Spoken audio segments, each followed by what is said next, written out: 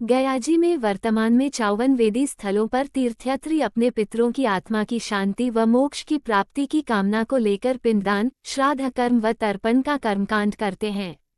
इन वेदी स्थलों में 8 ऐसे सरोवर हैं जिनका पौराणिक व धार्मिक महत्व है। मान्यता है कि ब्रह्मा सरोवर, वैतरणी, उत्तर मानस सरोवर, सूर्यकुंड, रुक्मिणी सरोवर, ब्रह्मकुंड, रामकुंड व गोदावरी सरोवर ब्रह्माजी के द्वारा निर्मित कराया गया है। इन सरोवरों पर पितृपक्ष मेले में पिंडदान व तर्पण के कर्मकांड का विधान प्राचीन काल से चला आ रहा है। अश्विन मास में अनंत चतुर्दशी से 17 दिनों तक आयोजित होने वाले मित्रपक्ष मेले में अलग अलग तिथियां में इन सरोवरों में पिंडदान व तर्पण का कर्मकांड किया जाता है। गोदावरी में पिंडदान और तर्पण से तीर्थ का मिलता है फल।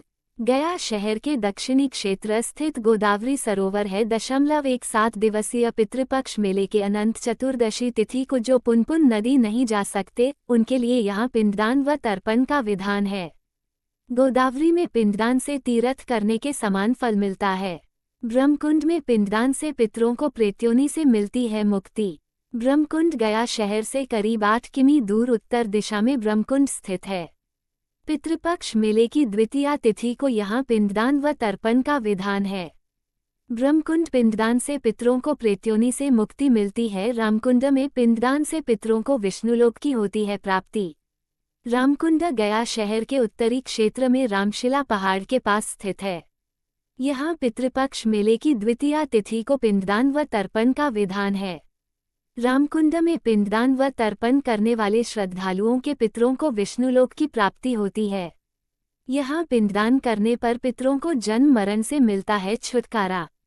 उत्तर मानस सरोवर में पिंडदान करने पर पितरों को जन्म मरण से छुटकारा मिल जाता है।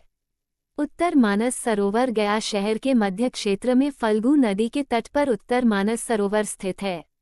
17 दिवसीय पितृपक्ष मेले की द्वितीया तिथि को यहाँ पिंडदान व तर्पण करने का विधान है।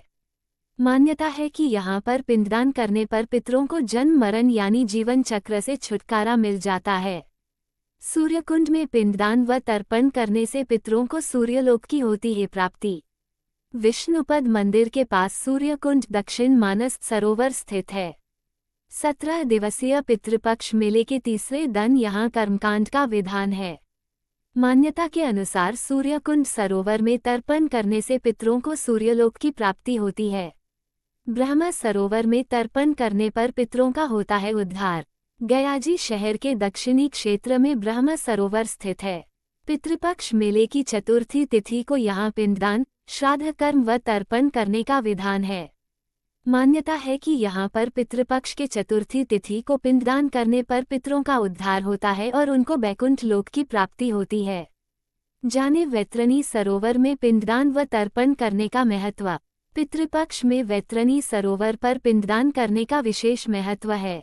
गयाजी शहर के दक्षिणी क्षेत्र में वैतरणी सरोवर स्थित है। 17 दिवसीय पितृपक्ष मेले की चतुर्दशी तिथि को यहाँ कर्मकांड का विधान है। वैतरणी सरोवर में गोदान व तर्पण करने वाले श्रद्धालुओं के पितरों को भवसागर की प्राप्ति होती है। उनके लिए स्वर्ग के दरवाजे खुल जाते हैं। जाने रुक्मिणी सरोवर पर पिंडदान करने का महत्व। गया शहर के दक्षिणी क्षेत्र स्थित रुक्मिणी सरोवर स्थित है। यहाँ पर पिंडदान करने का फल अक्षयवट वेदी जैसा मिलता है। अक्षयवट वेदी पर ज्यादा भीड़ रहने के कारण श्रद्धालु रुक्मिणी सरोवर पर आकर पिंडदान, श्राद्ध व तर्पण का कर्मकांड करने हैं। इस स्थल पर कर्मकांड करने वाले श्रद्धालुओं के पितरों को अक्षयवट वेदी पर कर्मकांड करने जैसे फल की प्राप्ति होती है। पिंडदान कैसे किए जाते हैं?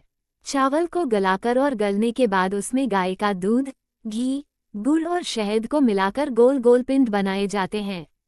जनेऊ को दाएं कंधे पर पहनकर और दक्षिण की ओर मुख करके उन पिंडों को पितरों को अर्पित करने को ही पिंडदान कहते हैं।